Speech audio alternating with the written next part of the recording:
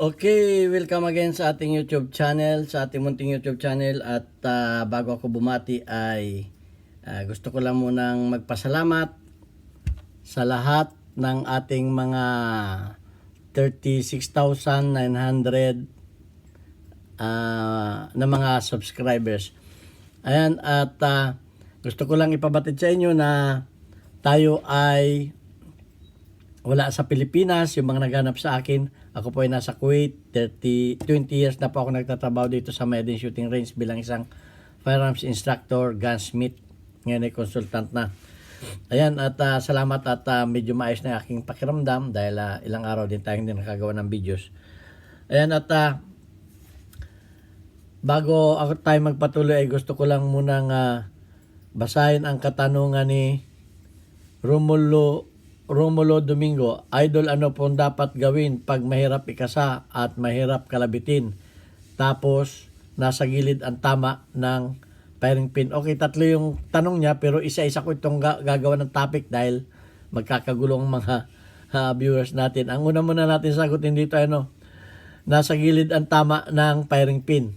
Okay, bago yan ay gusto ko lang munang magpasalamat sa ating sa ating mga silent viewers, lalo hindi yung mga hindi nag-skip ng ads sapagkat tayo isang charity vlogger na may 6 na estudyante na tinutulungan na kinikita natin sa YouTube.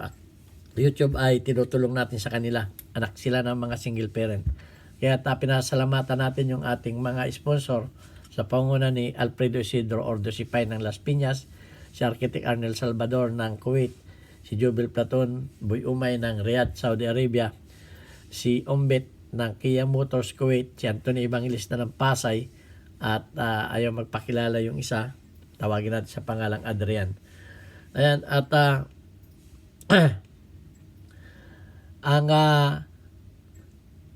bibigyan natin ng kasagutan ayun munang isang tanong, yung wala sa mahirap kasi yun mahirap sagutin, wala sa sentro yung tama ng ng firing pin. Okay, kung kayo ay magtatanong, sabihin ninyo kung anong baril. Ay mahirap naman. Kung anong baril. Hindi ninyo sinasabi kung anong baril. O sige, assume na lang natin na ito ay 1911.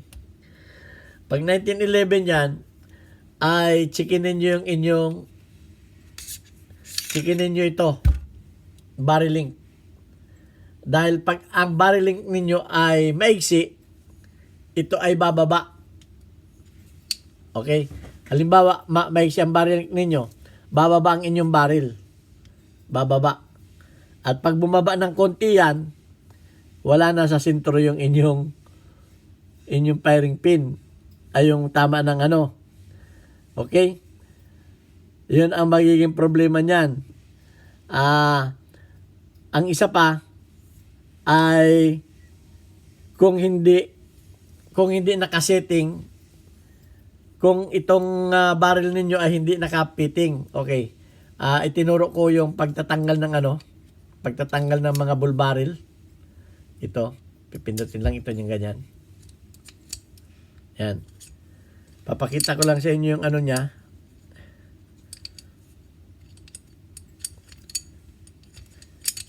Okay. Kung ito ay hindi nakasetting itong inyong barrel, pakita ko lang sa inyo. Ito kasi yung naglalak ito. Itong mga may kanal-kanal na yan. Pag yan ay hindi nakasalpak na mabuti, itong barrel ay nakababa. Okay, at pag yan ay bumaba, natural, hindi masisintro yung inyong bala. Okay, so dalawa ang sagot yan. Maaring maigsi itong inyong itong inyong barreling pag maigsi yan. Kasi may nabibili nitong set ito 5. Makakabili kayo ng 5. Isang set. O meron 3, isang set. Papalitan ninyo ng medyo mahaba para ito ay tumaas, umangat. Okay. Dahil pag napasubra naman yan, yung inyong slide hindi maguhom. Naka ng konti. Naka-atras ng konti, hindi yan mag-eksakto. So ito, tinutune up itong barreling na to. So pipili kayo ng barreling na eksakto lang na ito ay nakasagad sa taas. Ngayon, kung ito man ay tama at ito naman ay hindi nakasalpak naman itong mga hasang-hasang na to, Okay, hindi nakasalpak yan kasi may sinasalpakan yan eh. Ito, may pinapasukan yan dito sa loob. Dito yan naglalak. Ito yung pinaka-locking block niya. Okay, pag yan na hindi nakatama, ayun ang mangyayari. Hindi sintro ang ano. Maliban lang kung yan ay paltik o danaw, ay mahirap yan, hindi natin alam. Pero kung yan ay original, yun lang ang magiging problema niyan. So yun, nasagot na natin yung katanungan niya. Wala sa sintro ang tama ng firing pin sa kanyang bala. So kung kayo ay may nalalaman pang ibang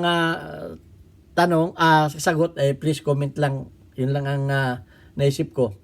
Kung kalug naman yan dito ay iba namang usapan yun. Okay, ayan. At yung mga nagtatanong sa akin sa Messenger ay pasensya na, hindi ako sumasagot sa Messenger dahil isa lang kayong tuturuan ko doon. Hindi ako nagtuturo doon. Dito kayo magtanong, dito kayo mag-comment sa Facebook at pipilitin ko masagot yan. Kahit pa marami kayong mag-hintay lang kayo. At yan ay sasagutin natin ng maganda. Maayos. Pipilitin natin mabigyan ng linaw ang mga katanungan. Basta dito lamang sa YouTube. Pero kung sa Messenger, tuturuan ko kayong isa lang. Ako ay magagawa ng special class. At tatanggap tayo ng 20 na mga estudyante. Doon. Pwede tayo, mga 20 tayo. Pero kung isa lang kayo tuturuan ko ay hindi ko kayang turuan kayo. Na isa lang. Mas maganda dito sa YouTube, marami ang makikinabang. Buong mundo na mapapanood na ito. So ayan, ito lang ang masasagot ko sa inyo. Doon sa katanungan na hindi ko na muna isasama yung ibang dahil maghalo-halo yung ating topic. Hindi naman hahanapin yan ng mga viewers eh. So yan lang muna, yung hindi sintro ang tama ng bala ng firing pin sa primer. Okay, ito ang inyong Pinoy Firearms Instructor. Nag-transmit din naman. Sana may natutunan kayo sa ating maiksing videos. God bless us all. Thank you very much.